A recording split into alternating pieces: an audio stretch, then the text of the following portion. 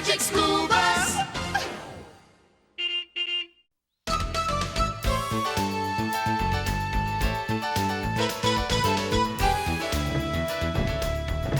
Fee-fi-fo-fum. Without a beanstalk, this play's pretty dumb. Where's Phoebe? Phoebe! We need the magic beanstalk. I know.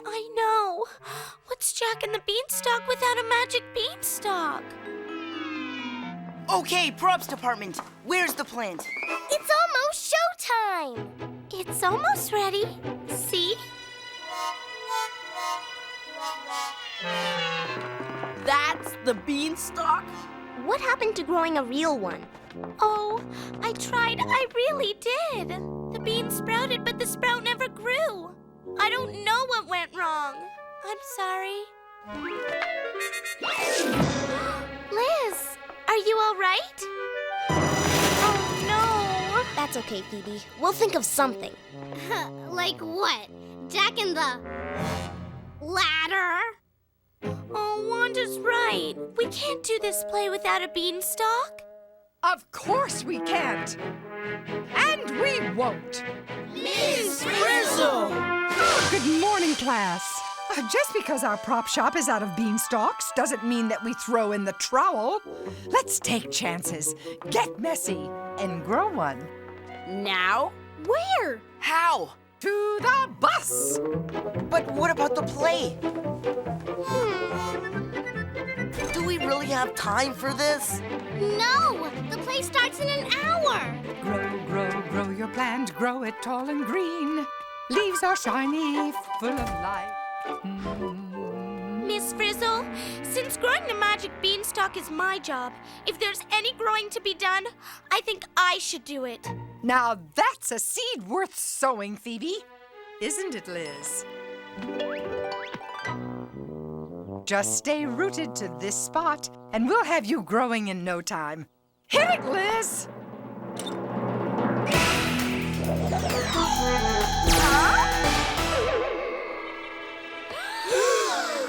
She's been frizzled. Phoebe's Phoebe-bean. You mean I'm a bean plant? Not a very big one, though. And you don't have very many leaves. Hey, give me a break. I've only been a plant for a few seconds. Miss Frizzle, is Phoebe really our magic beanstalk? Oh, she is indeed, Keisha. Why, Jack never had it so good. But, Miss Frizzle, I can't climb a Weasley wimpy plant like her. Give a plant a chance, Wanda. Phoebe just has to grow into her role, and then she'll be a star! A star? No, I can't. I make props. I hate being on stage. I know, Phoebe, but we need you. You're our only hope. No one will even know it's you. Everyone will just think you're a great prop that you made. Okay, I'll try. Yay! Phoebe's our beanstalk. This way, Phoebe. Grow tall and prosper, Phoebe, and let this sweet potato plant be your guide. Hello. Liz! Okay, Phoebe, grow. What do I do? You're the plant, don't you know? But I'm new at this. Just think big. I think I'm big. I think I'm big. Is it working? Phoebe, you have to grow. If you don't, my entire career is ruined. But I can't. It's not her fault, Wanda. Maybe we're not giving her something she needs. Like food. All living things need food to grow. Aw, Quiche. Here. No thanks. I am hungry, but not for people food. Of course! You're a plant. You need to eat what plants eat. So, how do I get plant food? Let's see. Plants don't have mouths to chew or hands to grab food with, but they do have leaves and a stem and roots. Maybe plants eat with their roots. That's a speculation worth examination, Dorothy Ann. But what do they eat? Dirt, maybe? Well, I hate to be a soil sport, but we've got to find out how plants get their food soon, so Phoebe can dig in and grow. Then we must unearth the truth. To the bus! Again! Sorry, Liz. I need you to keep an eye on things. This mighty mega magnifying zoomographic photoscopic plantograph ought to do the job. Hello?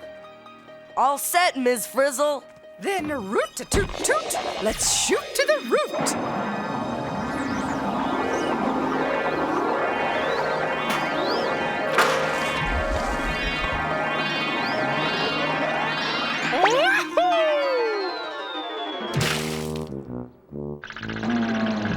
Liz, where are they? You mean they went inside the soil? What is that thing? A monster! Help! Oh, that's no monster, class. That's a soil mite. Welcome to a mite's eye view of a sweet potato plant. Are those huge boulders dirt? A well-grounded deduction, Ralphie. And is that water? Nothing soggy about that observation, Tim. Are those snakes? What is it, Liz? They're chasing us. I don't think so. It looks more like a root than a snake. Phoebe's right. It must be a root. And it's moving because it's growing. If it's growing, that means it must be getting food. Is it eating dirt? No, but it seems to be sucking up water. Well, at least we know that plants don't eat dirt. And it's a good thing we're not any smaller. Otherwise, we'd get sucked up too, huh, Miss Frizzle? Yes, Arnold. Good thing. Oh, no! Now we're in the water. Look! I can't! The roots are exploding! Well spotted, Wanda. The root is growing root hairs. You're being sucked up like a Slurpee. We're gonna be bus slush. And I'm gonna be a plant for the rest of my life.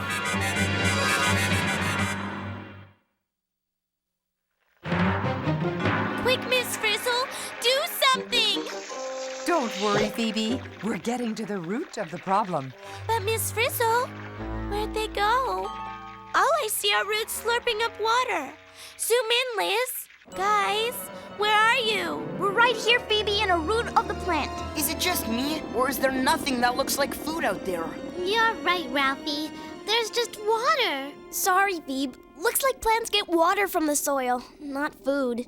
Then how do plants get their food? I'm hungry. I need to know so I can grow. You've got to keep trying. As Uncle Plantagenet always says, go with the flow and you'll know how to grow. But Miss Frizzle... Jack and the beanstalk. I can't wait to see it. Oh no, they're coming for the play. Quick, hide me. I can't let anyone see me like this.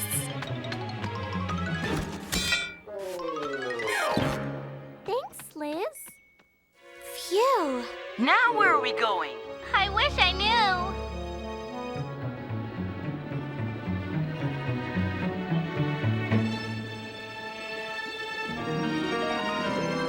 Hey, we're starting to go up. Wait a minute.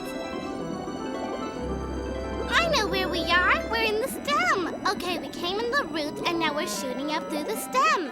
Still no food source anywhere. So the only place we haven't checked out is the leaves. And you won't get permission to make that omission from this expedition. Class, prepare for a totally tubular experience, okay? We're going faster. Phoebe, you all right? Phoebe! I'm so hungry. I feel weak. Hang in there, Phoebe. We're getting somewhere. Top floor, leaf. Oh, good. Leaf. She's fading fast.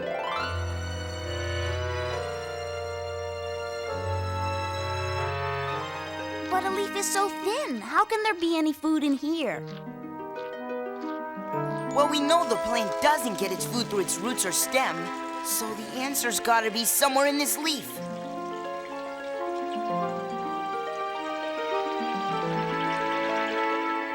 Wow! This is beautiful! Is this really the inside of a leaf? It's not flat or thin. The leaf seems thick because we're so tiny. And look at all these different parts. You can't tell a leaf by its cover, class. Leaves look a lot different from the inside out. I bet it's these dark green blobs that make the leaf look so green. Absolutely, Carlos. And these gorgeous green blobs are called chloroplasts. Are they food? No, but you're getting warm. Then there's no plant food around here either. Wait a minute! Down there! That opening! Maybe food comes in that way.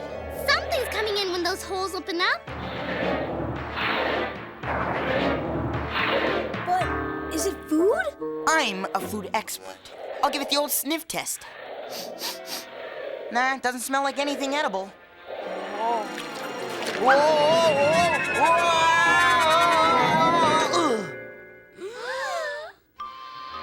Help!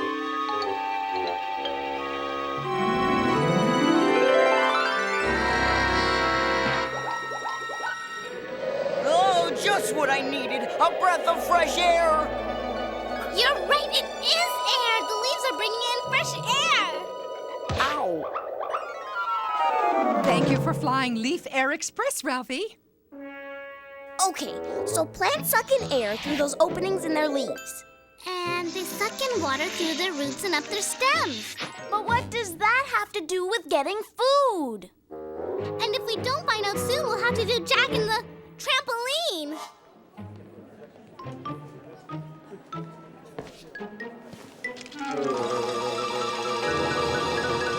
I'm so hungry.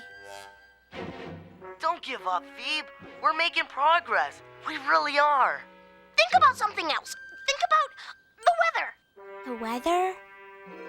Sure, it's bound to clear up soon. Yeah, look, here comes the sun.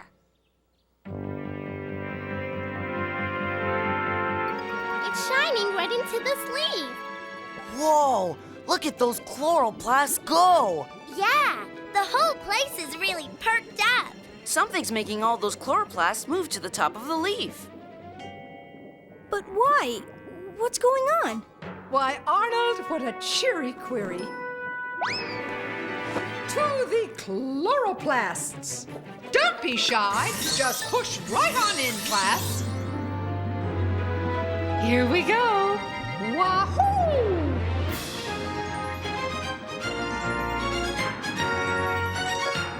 Gotcha! Whee! Yo! The chloroplasts are sun freaks. They're heading for the sunlight. That's right, Wanda.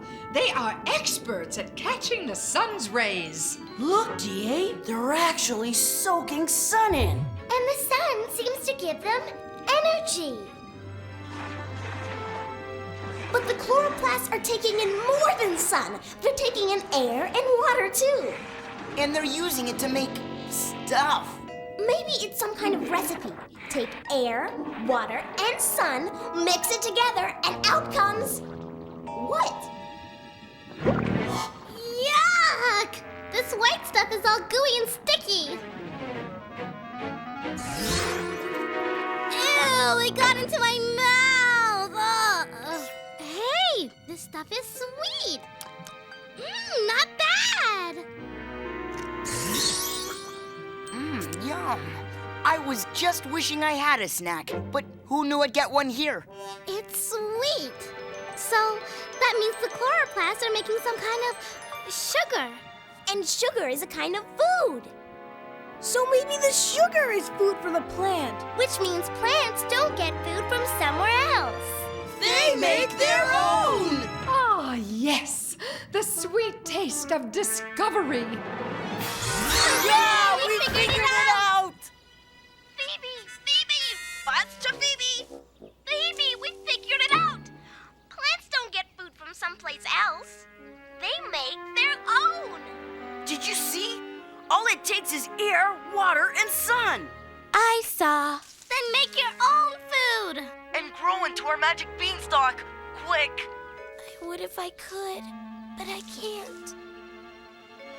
I've got water and air, but there's no sun in this box. Box? What are you doing in a box? Phoebe's in trouble. We've got to help her. Then we must leave immediately. Seatbelts, everyone!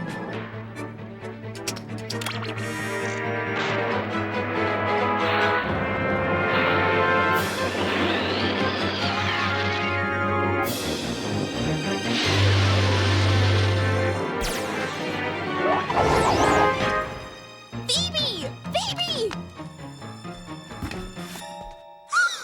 She's gone! We want Jack! We want Jack! We want Jack! We want Jack! Sun. Sun. Liz, I need some sun. There she is! Poor Phoebe. Sun. That's right, Phoebe. You need sun. Liz, let the sunshine in. Where's the play? We're sick of waiting! Hello, everyone. Growing a little restless? Yes! Well, from now on, all the growing will be done by our very own beanstalk. Only if Liz hurries.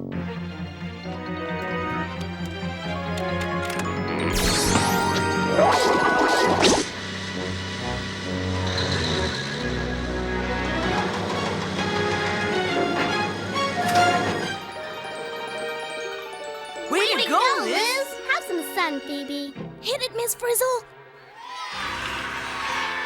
Once upon a time, there was a boy named Jack. This is going to be great. No, it's not. Something's wrong. I'm not making food. Jack lived with his mother, and they were very poor. Have you pulled the water out of the soil and into your roots? Yes. Have you brought it all the way up your stem into your leaves? Yes, yes.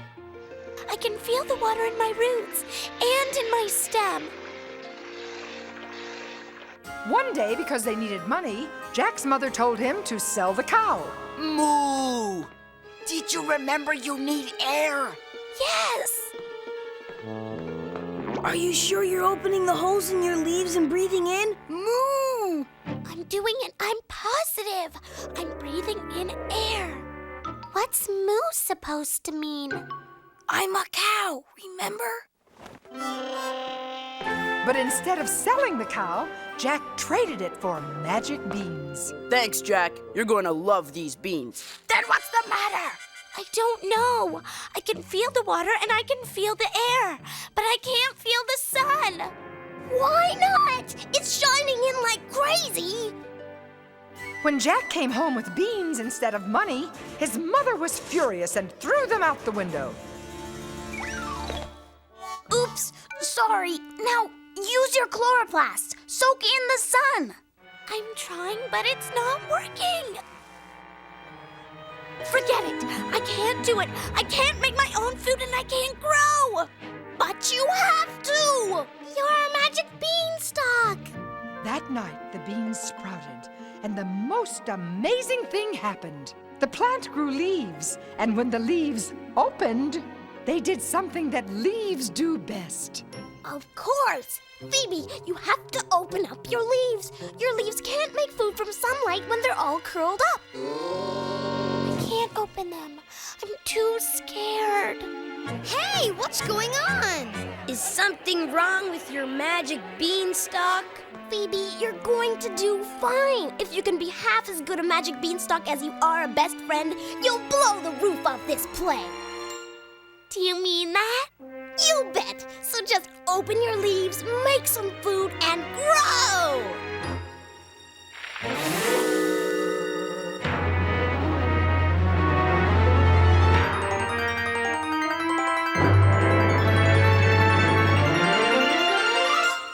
I'm not hungry anymore. I'm making food. And that's not all you're doing. You're growing!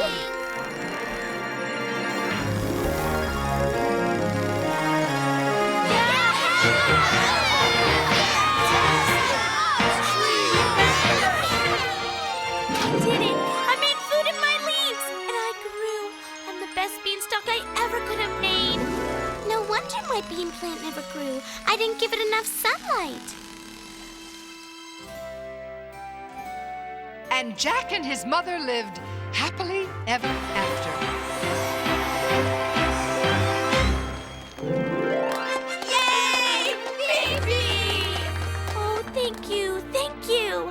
I owe it all to the sun, water, and air, the ingredients plants use to make their own food. But now that the play is over, can I please be me again? No problem, Phoebe.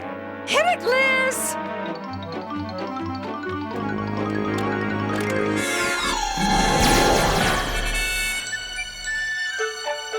Phoebe, welcome back! You were plantastic. But aren't you glad to be a girl again? Yes, except for one thing. Now I can't make my own food out of sun, water, and air, and I'm starving. Which is why people invented Mallow Blasters. As I always say, Fee, fi, fo, fum. only plants chow down on air, water, and sun.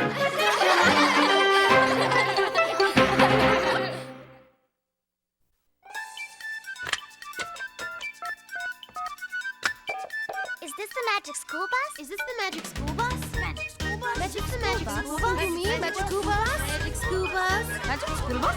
Magic school bus? I want the magic school bus. I want the magic school bus!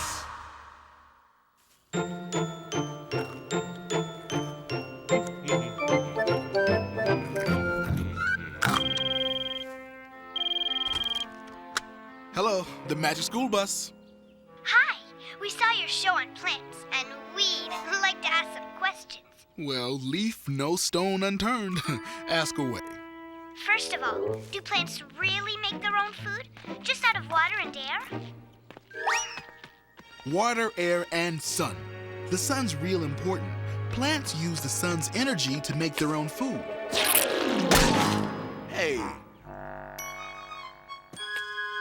Too bad scientists haven't figured out how people can use the sun's energy to make their own food. Yeah, we have to eat plants to get energy. Or eat animals that eat plants.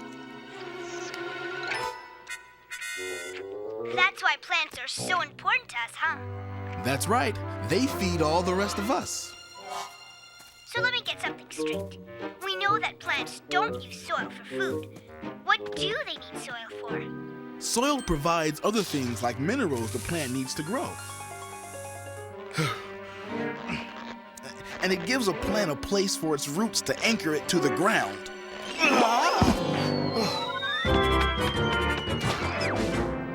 Any more questions before this conversation goes to seed? Yeah, how come the beanstalk grew so fast? We never see plants grow. They grow so slowly. Ah, but it was a magic beanstalk, remember? In real life, most plants grow too slowly to see, just like you said. But on TV, magic beanstalks come in really handy. Okay, thanks. It's bean swell. You got it. Liz? Oh, there you are, waiting all this time. You must be starved. Let's have lunch.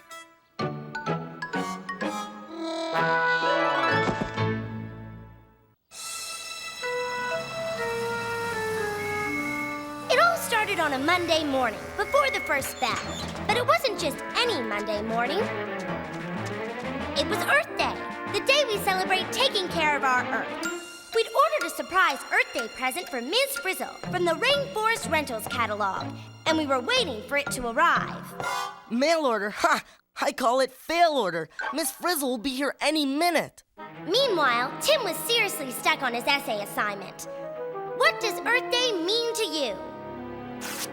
What does Earth Day mean? Well, to me, Earth Day means thinking about how animals and plants all live together, like those squirrels and that oak tree. That's great, Phoebe, but I don't know what that means, so it can't mean that to me, if you know what I mean. Hey guys, the present's here! It's Earth Day. Do you know where your teacher is? Good morning, class. And happy Earth Day to all of you. Earth Day, oh, my favorite holiday. We know. So here's a little Earth Day present, Ms. Frizzle, from us to you. A present for me? Oh, you shouldn't have. Why, thank you, Liz. Congratulations, Ms. Frizzle. You have rented a tree in the rainforest. You are helping to preserve all rainforest plants and animals. What a worthwhile gift. Wait, there's more. Oh, my! My very own cocoa tree. How did you know? We know that cocoa trees make cocoa beans, and cocoa beans make chocolate. Oh, my favorite thing on earth. What a day. And listen to this. As a cocoa tree renter, you are entitled to all the cocoa beans your cocoa tree produces for 1 year. And here's your first shipment of cocoa beans. Open it! Open it!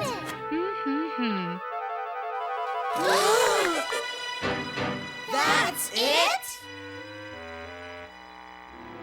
One measly shriveled Cocoa bean! We've been had!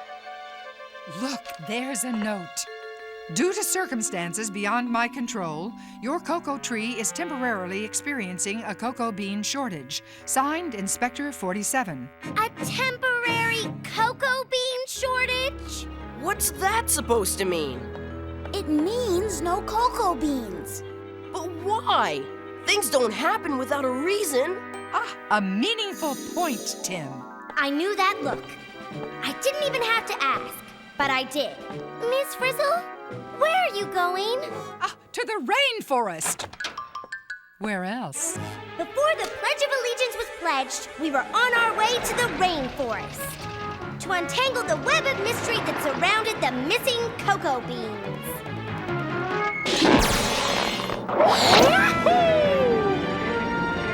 Don't worry, guys.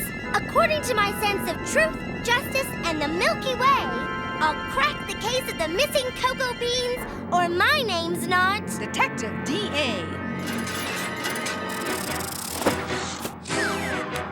What's this? Cool! My own RFI license! What's an RFI? A rainforest investigator. Every continent needs a few.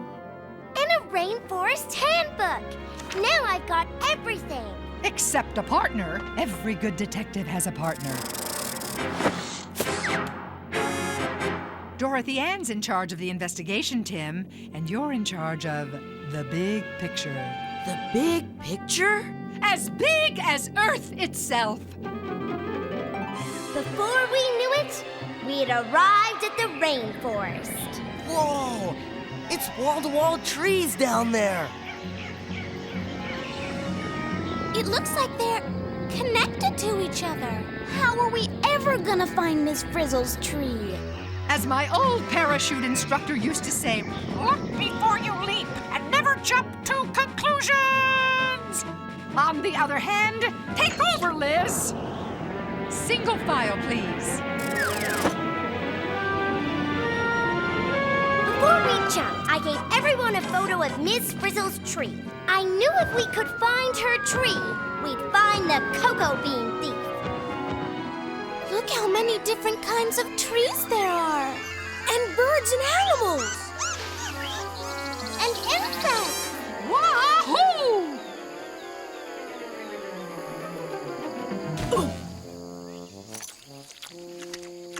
Excuse me, guys. Have you seen this tree? Is that a no? Okay, I'm out of here. Ew, what's all this sticky stuff? Hey, Carlos, what's going on? They weren't expecting visitors. Let's get out of here. Wait! Yum, fruit juice. Wow, those monkeys are regular juicers for all these ants. Yikes! An anteater! This must be his favorite rainforest restaurant. Hey, DA, look at this.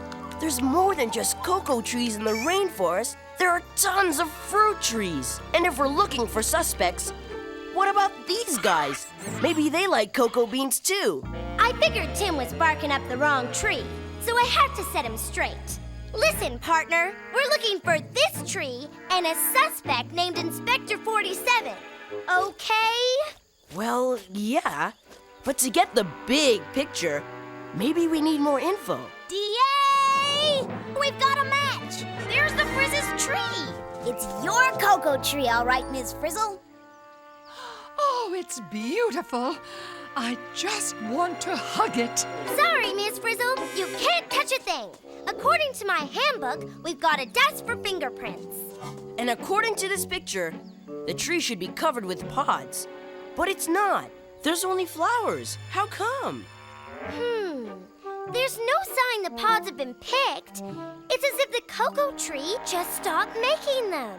No pods, no beans. But the tree is healthy. Just look at all these flowers. So what's going on? Help!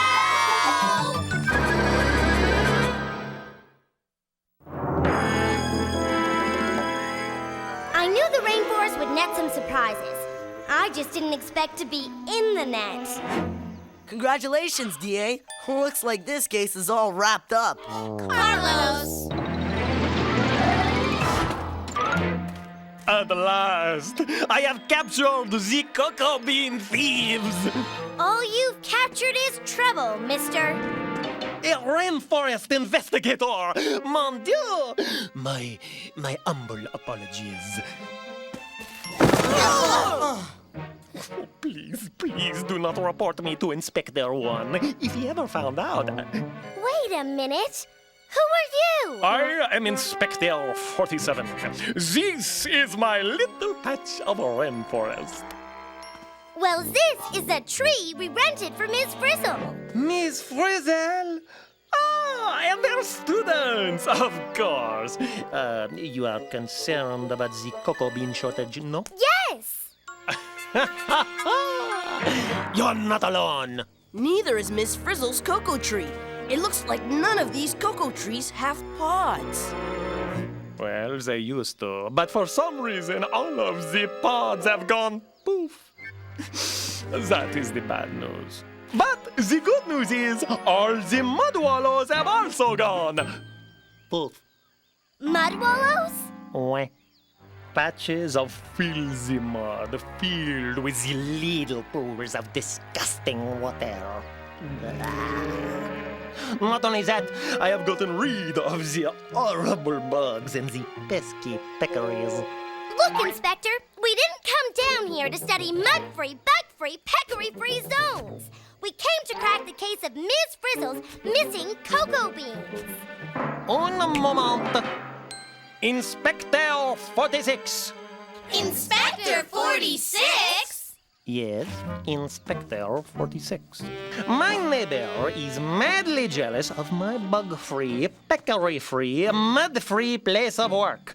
So he put the curse on my cocoa trees. That is why they no longer produce the cocoa beans. J'accuse Inspector 46. J'accuse! I wonder if the bugs and peccaries could have something to do with the missing cocoa beans. Stick to the facts, Tim, just the facts. This is about cocoa beans, period. But the question still remains. What would cause healthy cocoa trees to stop making pods? Hey, you guys! Over here! A hummingbird with pollen on its beak. Isn't he cool? Look how he just fits inside the flower. Where's he going? Well, as my cousin Bee always says, pollen's gotta travel for its wonders to unravel. Okay, so the hummingbird carries pollen from flower to flower, pollinating them so they turn into seeds or fruits or bean pods.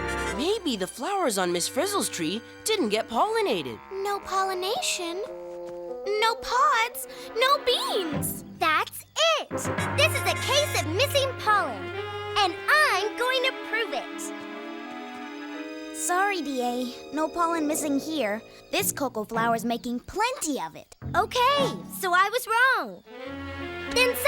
The case opened up like a flower to a bee. I think it's going to pollinate Miss Frizzle's tree. No way, Arn. This bee's too big to get into a cocoa tree flower.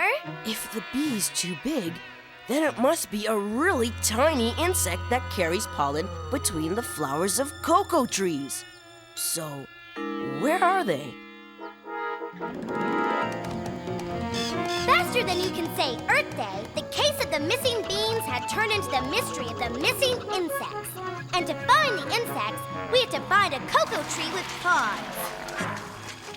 You are now leaving the mud-free zone. Beware of the peccaries, the bugs, and the filthy mud. Man, Inspector 47 sure's got a thing about mud. And I've got a hunch it has something to do with the missing cocoa beans. A connection worth detection, Tim. But, Miss Frizzle, what could mud possibly have to do with cocoa beans? Besides, we're searching for teeny insects. Is it just me, or are we about to get down and muddy with a Pack of peccaries! Watch out!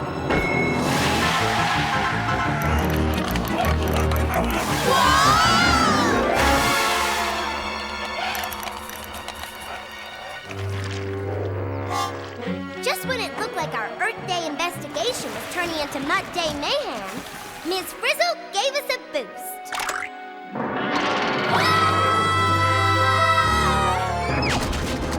Now that's what I call springing into action. Whoa, look at all these cocoa trees. And they're loaded with pods. In real life cocoa beans. And where there's a working cocoa tree, we should find our missing insect. I was right. The flower was getting pollinated by a teeny-weeny insect. Which, by the way, goes by the name of midgefly. So I get it. Midgeflies carry the pollen, From the flower of one cocoa tree to the next. And the pollinated flowers turn into pods. That are filled with cocoa beans. That make chocolate. Get the picture, Tim? Got it, Miss Frizzle. It's all in here. Hey, where'd the water come from? Up there, What's that? a bromeliad. Need to take a closer look? Check it out. You're not gonna believe it. There's a whole world of life going on here. There's a slug drinking water, an iguana taking a bath, a frog laying eggs, and the eggs hatching into tadpoles. All in the same plant? Yeah, it's like they're all part of the same tiny world, living, eating, and hatching in this one little pool of water. But unlike these midgeflies, it's got nothing to do with our cocoa trees. If we could get these midges back to Miss Frizzle's tree, our problem's solved. Hold it, D.A. What happens when those midges die? We'll be right back where we started. Could the picture be a little bigger than you thought, D.A.? No way! The solution to this mystery is the midges. I'm sure of it. But, D.A., don't you want to know why the midges disappeared? Yeah, things aren't always what they seem, like this bromeliad. It's not just a plant, it's a pond of water, too. And things live in water. Take away the pond, and the slug, the frog, and the insects would all disappear! Tim! Ugh, what Earth Day means to me. Welcome to Mudville, Tim. Mudville, this is Bugville. D.A., quick, your magnifying glass. Just as I suspected, a mud wallow for the peccaries is also home sweet home for the midgeflies. You're right. It seems that watery mud wallows are the perfect place for laying eggs, hatching larvae, and raising midges. The plot and the mud thickens. I told you mud had something to do with it. Inspector 47 got rid of the peccaries, which got rid of the mud wallows, which got rid of the insects, which got rid of the cocoa pods, because the cocoa flowers never got pollinated. Then Inspector 47 is our culprit after all. But how did he get rid of the peccaries? I think he missed a few. Peccary stampede! Nothing like a pack of peccaries to place us in a perilous predicament. One thing about going on a field trip with Ms. Frizzle, we can always count on a hands-on experience. Whoa! Hey! Thank you! What's going on? Class, pursue those peccaries. Anything in your handbook about how to stop a stampeding peccary? I'm looking! You are now entering a mud-free zone. We're back in Inspector 47's patch of rainforest. Turn around! Go back! Sure. Go away!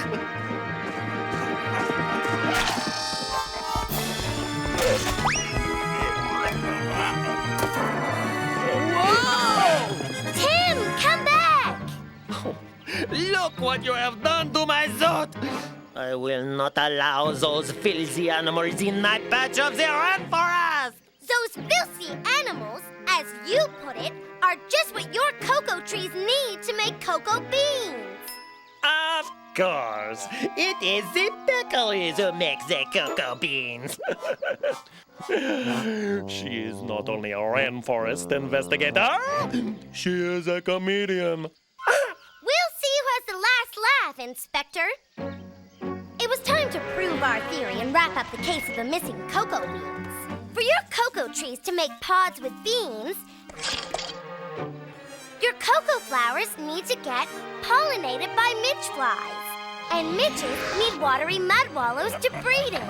And mud wallows are made by peccaries. Do you follow me? What? Then I'll continue. The peccaries who make the mud wallows left because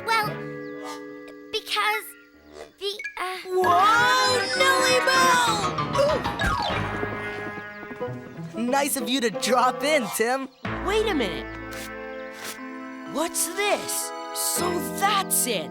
What is it? The peccaries left because there was no ground to wallow in. Because you, Inspector 47, covered the rainforest floor with artificial turf. Is this true? Yes. It is true. But how was I to know a little artificial turf would ruin my cocoa trees? That's because you didn't know that you were messing up the big picture. Pardonnez-moi? Whether it's the blossomum tree that feeds the monkey, that feeds the ant, that feeds the anteater, or the tree that gives the bromeliad plant a lift to the light, which then gives animals in the trees a place to drink, to eat, and to breed. The truth is, the rainforest is filled with plants and animals that are connected in trillions of ways. And all the connections in this big picture form a web, the web of life. And all plants and animals, including people, squirrels, oak trees, cocoa beans, peccaries, fish, or inspectors, are part of the web. It's what Earth Day is all about. All I wanted was to save on my dry cleaning bill. And mon Dieu, I have spoiled the web of life! It can happen, Inspector. But in this case, nothing has been ruined. It hasn't? No! We can repair the link between peccaries and cocoa beans by returning things to the way they were. Can't we? I hope so. I will reap up these filthy artificial turf with my bare hands! And so, the mystery was solved. The artificial turf was history. Tim found the meaning of Earth Day when he figured out the web of life. And Inspector 47 begged for a pardon from the peccaries. Come back, my pretty peccaries! I have a beautiful mud wallow just for you! The web must be restored soon!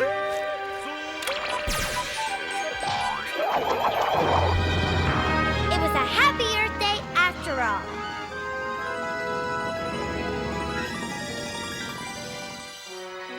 Several months later, Miss Frizzle received another shipment from Rainforest Rentals.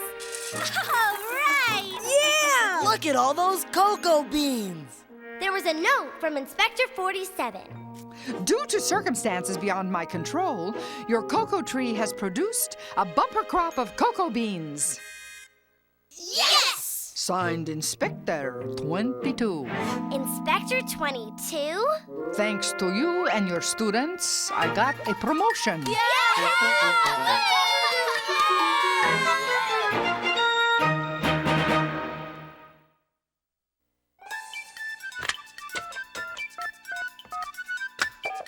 Is this the magic school bus? Is this the magic school bus? Magic school bus? Magic the magic school bus? You mean magic school bus? Magic school bus? Magic school bus? Magic school bus? I want the magic school bus! I want the magic school bus! Thanks, Liz. Now, give me all your 7s. Hey, come back here. I was winning. Hello, Magic School Bus. Producer speaking. First, I want to know what happened to all those cocoa beans. We're roasting them now. Roasting them? Yep. We're making our own chocolate, and roasting the beans is the first step. Anything else? Yes. At the beginning of the show, you showed some squirrels in an oak tree, but you never talked about how they're connected. Good point. The squirrel that buried the acorn was storing food, but squirrels don't dig up all the acorns they bury. Oh, so they also plant seeds for new oak trees. Exactly. I'm glad you brought that up. It's not only the rainforest, which depends on the web of life. Everywhere, even in my backyard, there were relationships like that going on right now. How right you are. Thanks for calling. You're welcome. Okay, Liz, how's the chocolate coming? Magic School Bus. How about shedding some light on my midge problem? And what midge problem might that be? Well, if there were pools of water up in those bromeliad plants, and the midges needed a watery place to breed, why didn't they just breed into bromeliads? Good question. In real life, there are usually more ways for things to happen, but we wanted to keep it simple. Well, you sure kept it simple and silly when it came to Inspector 47. How do you mean? He was the lamest, most overdone, phony baloney official I've ever seen. I mean, he was straight out of a cartoon. Could you hold on for a second? Hello? I heard that coming. Would you like to talk to the young man? Absolutement. Are you calling me a cartoon? Well, that's what you are. Who would run around the rainforest in a white suit, talking like this? I would, and I do. And however you look at it, you and I are connected by the web of life. Yeah? Well, we won't be connected by telephone if I hang up.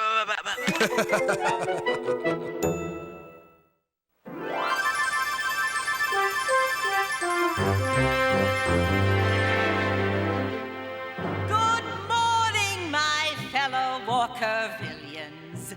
As I am sure you all know, I am Ashley Walker Clubb Dupree, great-granddaughter of our town's fearless founder, Captain Krasnick P. Walker, Esquire. Welcome to the 100th anniversary of Walkerville's proud existence. To celebrate this momentous occasion, a sculpture of Captain Walker is on its way. It was sculpted by our contest winner, Arnold Pearlstein, and his fellow students in Ms. Frizzle's class. But this is no ordinary sculpture. No, indeed. In fact, nothing about my great-grandfather was ordinary. In his will, he left specific instructions as to the manner in which this monument must be built. They read as follows, and I quote, "A statue formed without human hand, shaped and scraped like our vast changing land, bumped and thumped by wedges and blows. The artist will chisel my face as it flows." Great! You knocked off Captain Walker's ear. I was trying to give him a mouth. Man, this is hard work. It sure would be a lot easier if we could use our hands to carve it.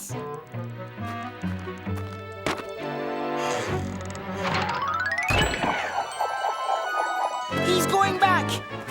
Back! And he's snags it. A terrific catch, folks. Aren't you guys finished yet? We're supposed to be down at the ceremony now. Our parents are all there, not to mention Mrs. Walker Club Dupree. Well, I'd like to see Mrs. Walker Club Dupree go any faster, Arnold. It's freezing up here.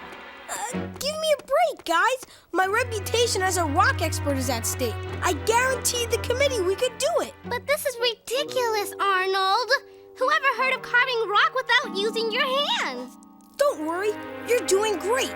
The statue looks just like Captain Walker. Well, sort of. No matter, this statue will last forever, a monument to our hard work and ingenuity.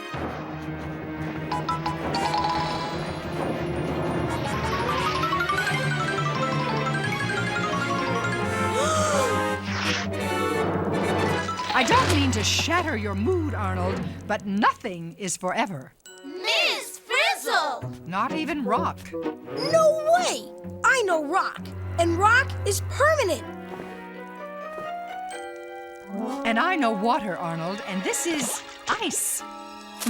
Very ice indeed.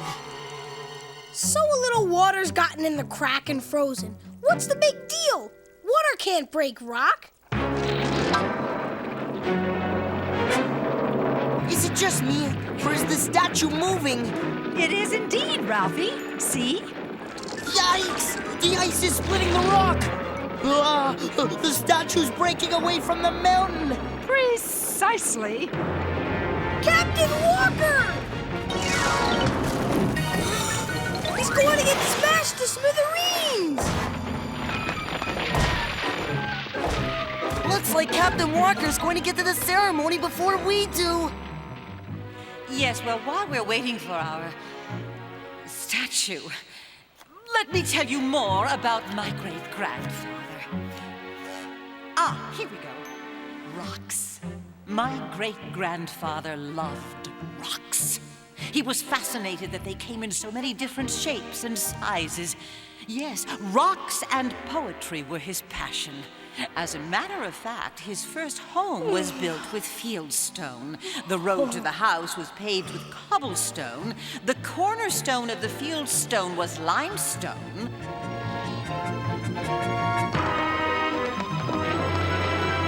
Oh no, our statue! Well, I guess we won't be leaving this place as we found it. When Captain Walker made a break for it, he took a whole bunch of other rocks with him. Come on! We've got to save the statue! Or what's left of it. My sentiments exactly. To the bus. Single file, please.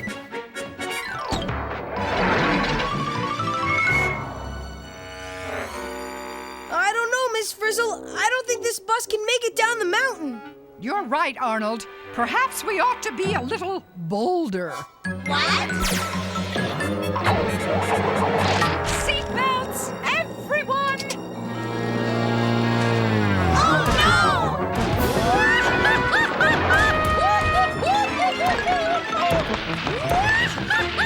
There's Captain Walker! I see him! Does that mean we can stop? If we stop, we'll get smashed by the rocks coming down behind us, just like Captain Walker did. A bang-up observation, Dorothy Ann. We'll make changes in the mountain when we stop. We'll make changes in the mountain when we stop. Ah, perfect! A nice little rock pile in just the right place. Come on! We've got to get Captain Walker! At least he's still got his hat. No wonder. No wonder what? Wonder was his horse, remember? And now there's no wonder. We've lost half the statue! Who'd have thought a little frozen water could have started such a rock slide? Well, as my great-uncle Boulder Dash used to say, never take anything for granted. Well, we better get what's left of Captain Walker onto the bus while we can still tell who he is. Uh-oh, the water's washing the dirt out from under the statue. I can't believe it! The water's doing it again! Liz, do something! Stop him!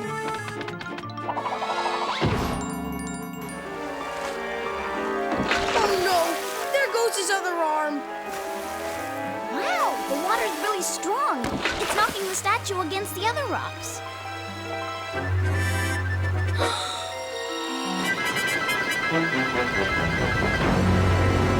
This way, Liz!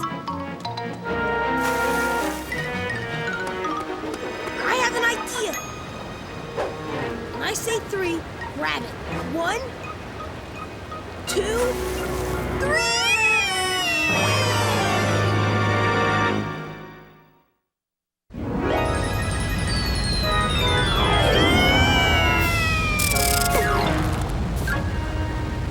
Whoa! Thanks, Miss Frizzle. Just in the nick of time. Speaking of nicks, there goes Captain Walker. Bye-bye. Captain Walker! What's the water doing to him now? Whither it floweth, he goeth, Arnold. Does that mean we have to give up the chase? It's awfully rough out there. As my third cousin Rocky used to say. Yo, when the water gets rough, the tougher get in the water. Come on, Bus! Do your stuff! Follow that statue! Oh, no! Oh, yes!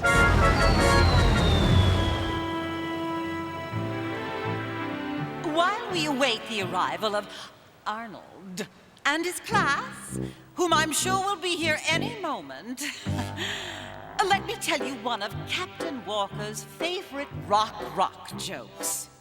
Rock, who's there? Like a who? Like a rolling stone.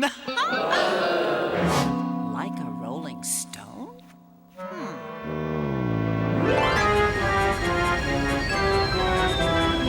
I feel like I'm in a food processor. Rock processor is more like it.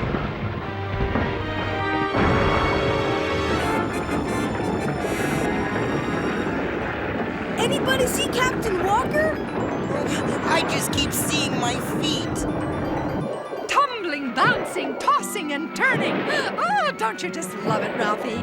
We're rock, and we're rolling. And I'm getting sick.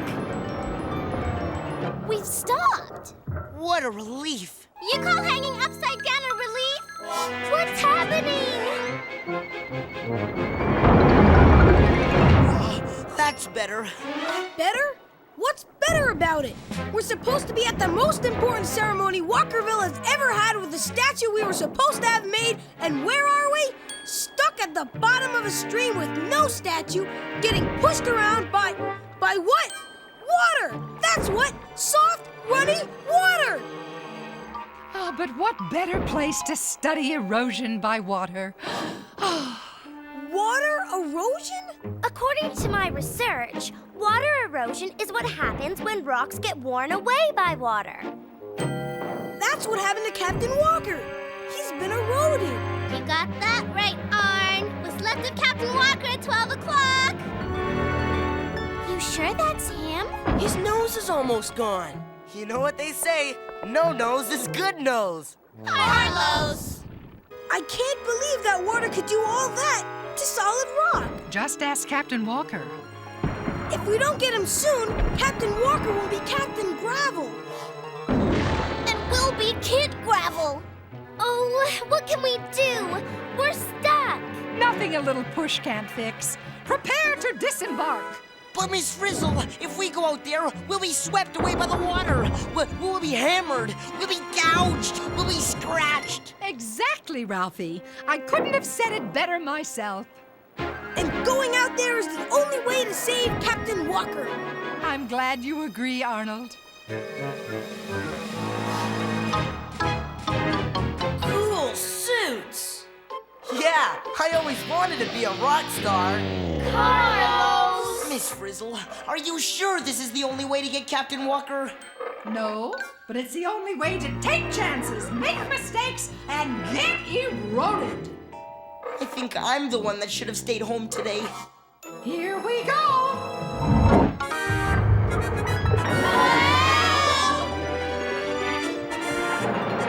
Ready, Liz?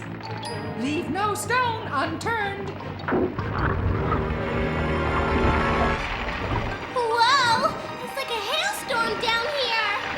The current's so strong I can feel the gravel smashing against me. It's wearing away my rock suit. At my old school, we weren't allowed to get eroded.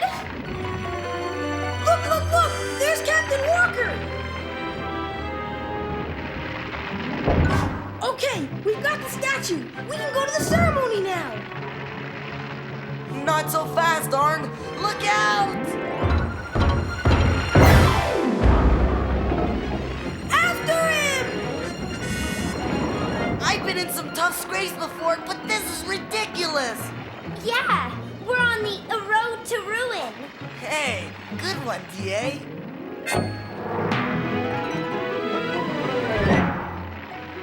Phew, it's good to have a rest. Ooh, you said it.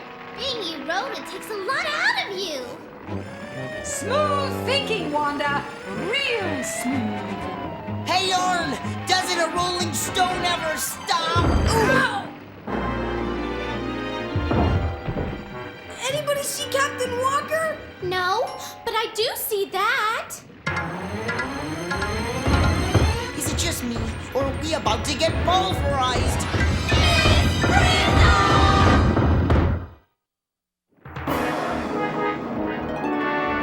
Oh, what a cowboy!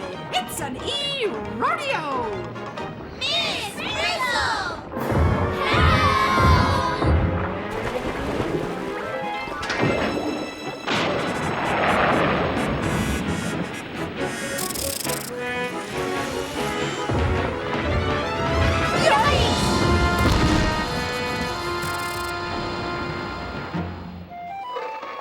Wow, look what happened to our rock suits. All the sand and gravel rubbed us smooth. It made our suits smaller. All because the water tumbled us and pushed us along the bottom of the stream. And the same thing's happening to Captain Walker. Soon there won't be anything left. We've got to save him. Where is he? Bottoms up.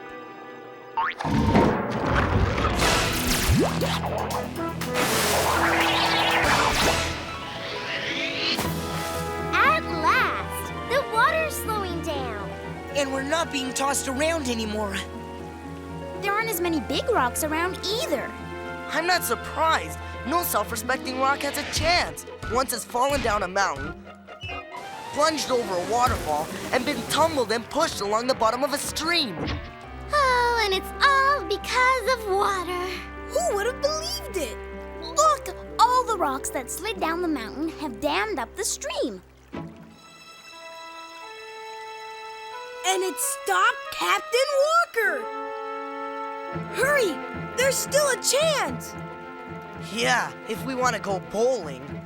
Gee, feel how smooth his head is. At least, I think it's his head. It's not surprising since he's been given the sandpaper treatment. Make that sand water treatment. Oh, it's what my old Aunt Bedrock used to call the power of water. Hold on, Captain. Yeah. We've got you. What would Aunt Bedrock call this? A disaster! Hey, isn't that Captain Walker's horse? Looks like he reached the end of the line. Yep, a sad tale indeed. Oh, what are we going to tell the people at the ceremony? I don't know, but we'd better think of something fast. They're right below us. Dear, I'm sure they'll be here momentarily. In the meantime, here's another rock joke. What is a boulder's favorite music? Rock and roll. Oh, I get it. Rock and roll. Oh no! People are leaving! Wait for us! We're coming! Oh, we've got to get down there! Yeah, what are we gonna do? Break open the dam and let the water wash us down to the ceremony? As if. Oh, why, Keisha, that's a smashing idea. It is? Like icing on a cake. That's it! Remember how the ice made the statue break away from the mountain in the first place? An earth-shattering recollection, Arnold. So all we have to do is get water into a crack in the dam. Like this crack here. Okay. But how do we turn it into ice? Why, with the Frizzle freeze. Hit it, Liz!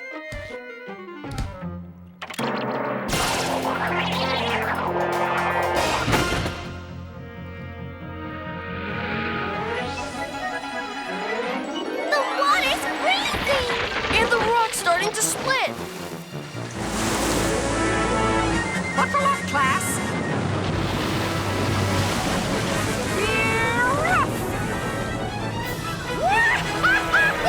We're creating a new stream. It's a flood!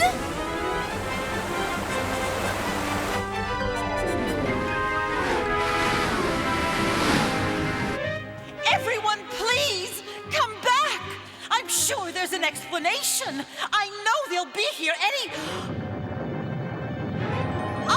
Oh, here's Miss Frizzle and her class now.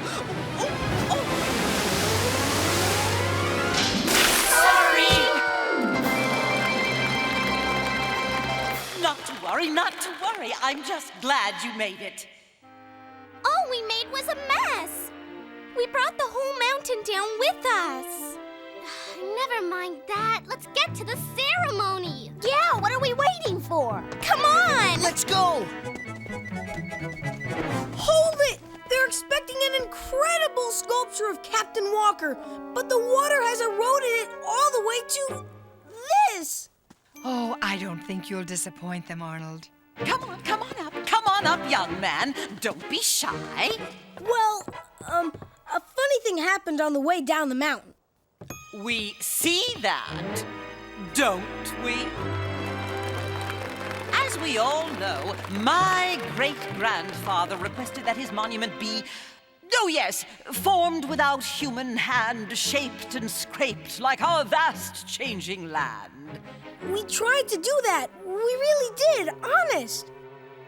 Bumped and thumped by wedges and blows, the artist will chisel my face as it flows. It got bumped and thumped all right, but I can explain. No need. It's magnificent. It is? A work of art on a grand scale. Captain Walker would be exceedingly proud.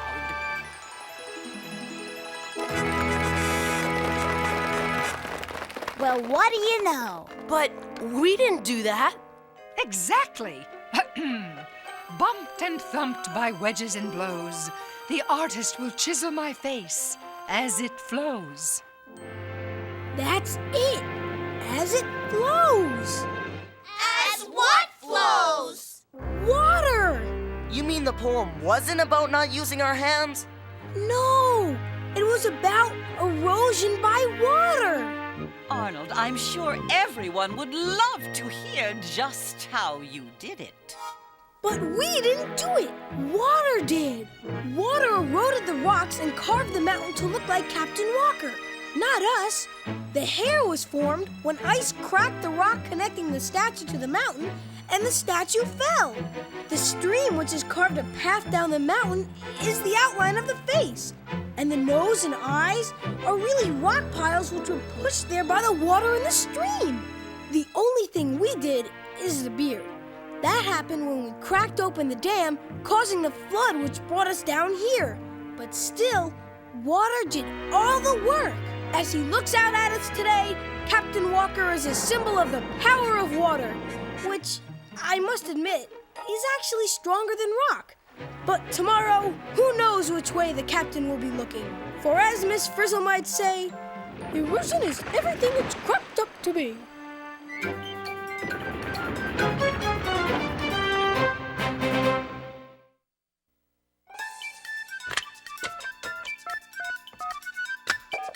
Is this the magic school bus? Is this the magic school bus? Magic school bus? Magic school bus? You mean magic school bus? Magic school bus? Magic school bus? Magic school bus? I want the magic school bus! I want the magic school bus! I'm sorry, but it was not in my contract to be deluged. I do not do disaster movies. I know, but we had to show how a flood can sculpt the landscape. Well, next time, show it in someone else's scene. Would you like some iced tea? Hello, Magic School Bus. Producer speaking. You know, I didn't believe that part about the frozen water expanding so much it could break something as hard as a rock apart, so I tried it myself. You did? What did you do? First, my mom and I found a glass jar with a screw-on lid. Then we filled it completely full of water and screwed on the lid. Then we wrapped it in a heavy plastic bag and put it in the freezer overnight. And what happened? The next day, the jar was broken. The water inside it expanded as it froze and broke the jar, just like the ice broke apart the rock. Well, that's a pretty sharp experiment. Thanks for passing it on. My pleasure. Bye. Liz, you need to freeze the water. It won't freeze in a cupboard. I don't believe that water can really push big rocks and boulders around the way you showed. Well, the water just has to move fast enough to roll and bounce the rocks, not lift them up. Go find a fast-moving stream. You'll be amazed at how big the rocks are that the floods pushed aside. I'll do that. Bye. Liz, it'll take more than a few pieces of ice to freeze that water. Hi. I know floods and landslides happen quickly, but most erosion takes a long, long time, doesn't it? You're right. The bigger the erosion, the longer it takes. For instance, it took water more than 15 million years to carve out the Grand Canyon. About as long as it's going to take you to freeze that water. Water made the Grand Canyon? You bet. It made it grand.